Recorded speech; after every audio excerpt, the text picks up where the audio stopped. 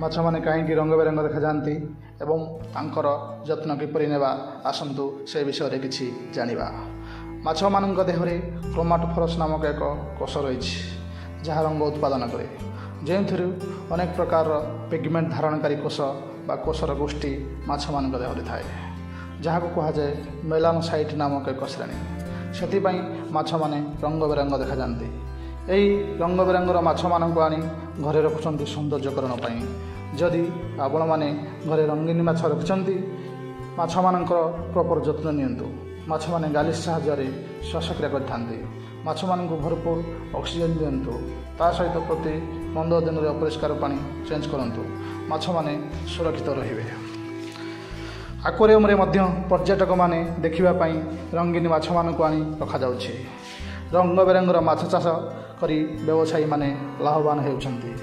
ପୋଖରୀ, ନଦୀ, ନାଳ, ସମୁଦ୍ରରେ ଥିବା ବିଭିନ୍ନ ପ୍ରଜାତିର ମାଛମାନଙ୍କୁ ଆମ୍ଭେମାନେ ଖାଦ୍ୟ ରୂପେ ବ୍ୟବହାର କରିଥାଉ ଏବଂ ସୁସ୍ଥ ସବଳ ରହିଥାଉ।